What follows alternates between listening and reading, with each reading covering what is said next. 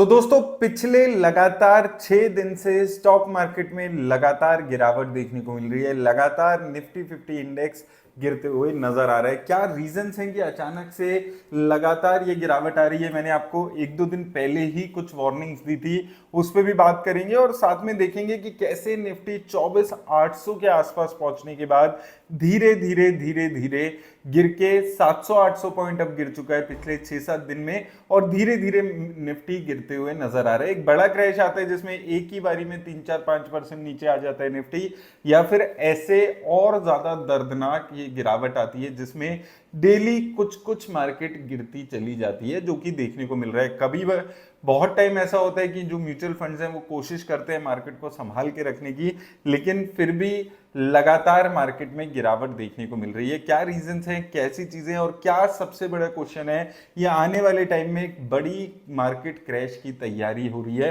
देखिए सबसे पहले तो यहां पर अगर आप देखेंगे, अभी अगर 3 अगस्त को देखेंगे 24,780 के आसपास निफ्टी इंडेक्स पहुंच गया था, 24,800 को भी टच किया था, और उसके बाद से लगातार मार्केट में गिरावट है। यहां पर आप देखेंगे धीरे धीरे मार्केट में गिरावट आ रही है, और यहां से 24,583 से 10 अगस्त को था, वहां से लेके अभी तक डेली पिछले 8 दिन हो चुके हैं, 6 ट्रेडिंग सेशंस हो चुके हैं जिसमें निफ्टी 50 इंडेक्स में लगातार गिरावट आपको देखने को मिल रही है।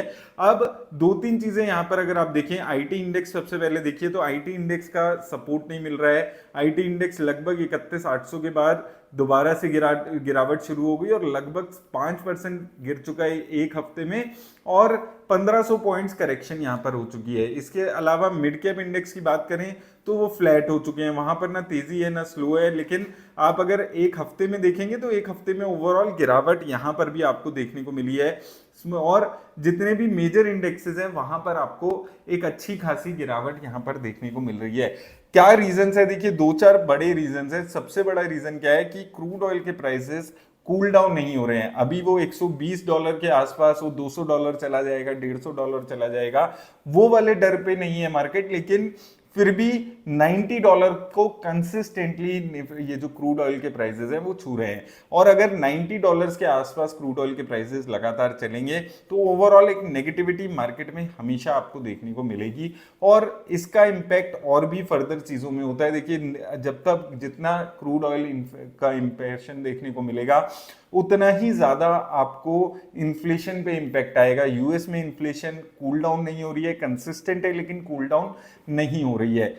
एआई बबल बन रहा है, ये ऑलरेडी काफी सारे लोग वार्निंग दे रहे हैं निफ्टी 50 इंडेक्स को लेकर। और इन्फ्लेशन के साथ साथ अगर आप देखेंगे और मल्टीपल फैक्टर्स हैं जो कि क्रिपलिंग इफेक्ट यहां पर लेकर आ रहे हैं, जिसके में सबसे बड़ा जो यूएस की 10 ईयर्स की बॉन्ड यील्ड है वो आ जाती है, जो कि अभी अपने पिछले 10 साल के हाई के आसपास पहुंच चुकी है, और काफी ज्यादा ये बॉन्ड यील्ड इसकी हो चुकी है। और बॉन्ड यील्ड का डायरेक्ट कनेक्शन है हमारे फॉरेन इंस्टीट्यूशन से।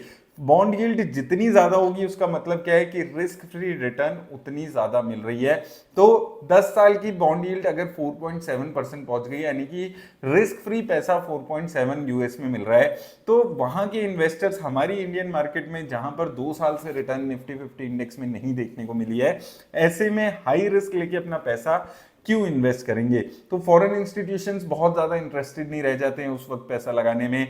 तो ये दो तीन मल्टीपल रीजंस हैं जिसकी वजह से मार्केट में गिरावट शुरू हो जाती है। और अगर मार्केट में इस वक्त आपको पैसा बनाना है तो आपको मार्केट में थोड़ा सा ज्यादा अपडेटेड रहना जरूरी होगा, तो वो चीज को आपको ख्याल रखना है। और दोस्तों वीडियो में आगे बढ़ने से पहले आपको एक ऐसे ही व्हाट्सएप ग्रुप के बारे में बताना चाहता हूं जहां पर आप डेली स्टॉक मार्केट से जुड़ी हुई अपडेट्स अगर चाहते हैं तो आप उस ग्रुप को ज्वाइन कर सकते हैं। सिर्फ डेली स्टॉक मार्केट की अपडेट्स के लिए आपको इसको ज्वाइन करना है, किसी भी तरीके के पैसे आपको नहीं देने हैं, बिल्कुल फ्री व्हाट्सएप ग्रुप है, कहीं पर भी आपको पैसे नहीं देने होते हैं इस व्हाट्सएप ग्रुप में, और बिल्कुल आपको सिर्फ स्टॉक मार्केट की अपडेट्स के लिए इस ग्रुप को ज्वाइन कर सकते हैं आप। इसके अलावा अगर आप कहीं इन्वेस्ट कर रहे हैं तो उसके लिए आपको अपने फाइनेंशियल एडवाइजर से बात करके ही इन्वेस्ट करना है। अब दोस्तों देखिए मैं आपको एक बार क्विकली यहां पर दिखा देता हूं यूएसडी की। अगर आप देखेंगे बॉन्ड यील्ड की बात करें तो लगभग 4.7% के आसपास पहुंच चुकी है, और पिछले 10 सालों की अगर हम बात करते हैं बॉन्ड यील्ड, देखिए 5 सालों में देखेंगे तो लगभग 4.9% के आसपास की गई थी 2023 में, उसी के आसपास पहुंचती हुई बॉन्ड यील्ड नजर आ रही है।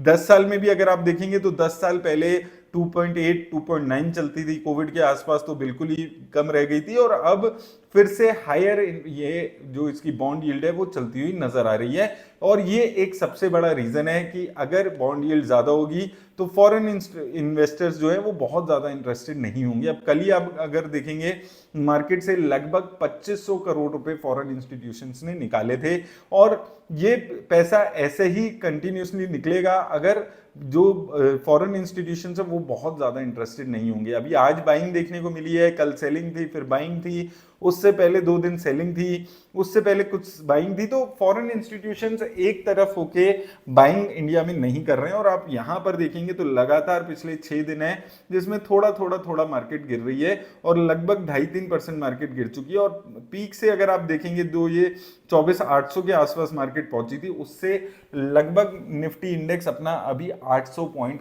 यहां पर गिर चुका है। अब इसके बाद सीधा सीधा जो मार्केट है वो अभी अपने क्रिटिकल सपोर्ट जोन पे आ चुकी है, और 24,200 के जो लेवल्स है वो काफी क्रिटिकल सपोर्ट यहां पर रहने वाला है। अगर आप ओवरऑल देखेंगे 24,200 से मार्केट अगर नीचे आती है तो सीधा 23,800 के लेवल्स खुल जाते हैं। तो 24,200 के नीचे आ चुकी है, 23,800 टेक्निकली मार्केट के नेक्स्ट लेवल हो सकते हैं अगर ये गिरावट नहीं रुकती है, क्योंकि 23,800 पे इसके बाद एक स्ट्रॉन्ग सपोर्ट है। यहां पर आप देखिए 23 जून को 23,800 था, देन जून में फिर 23,800, देन फिर 23,800, देन अगेन 23,700 800। तो 23,800 के जो लेवल है वो अभी निफ्टी 50 इंडेक्स में खुलते हुए नजर आ रहे हैं, जो कि काफी क्रिटिकल लेवल्स यहां पर रहने वाले हैं। अब देखिए 2-3 फैक्टर्स यहां पर और ऐड हो जाते हैं, फॉरेन इंस्टीट्यूशंस के नंबर हो गए, उसके साथ साथ जो क्वार्टरली नंबर्स आए हैं वो भी बहुत ज्यादा कुछ अच्छे नंबर्स नहीं देखने को मिले हैं। चाहे हम आईटी सेक्टर की बात करें, एफएमसीजी की बात करें, बैंकिंग सेक्टर की बात करें, लगभग हमारा जो रिजल्ट सीजन है वो ओवर हो चुका है, और बहुत कुछ पॉजिटिव नंबर्स यहां पर नहीं देखने को मिले। जिन कंपनीज में तेजी थी, स्मॉल कैप, मिड कैप, वहां पर कुछ कंपनी में ठीक नंबर आए हैं, लेकिन ओवरऑल जो रिजल्ट सीजन था वो बहुत ज्यादा पॉजिटिव नहीं रहा है। तो मल्टीपल फैक्टर्स यहां पर कवर हो रहे हैं, जहां पर सबसे पहले आपका रिजल्ट सीजन है वो अच्छा नहीं आ रहा है, यानी कि जो इंटरनल हमारे फैक्टर्स हैं वो भी हमारा साथ नहीं दे रहे, या तो रिजल्ट्स बहुत अच्छे आ रहे होते हैं, वो चीज यहां पर देखने को नहीं मिल रही है।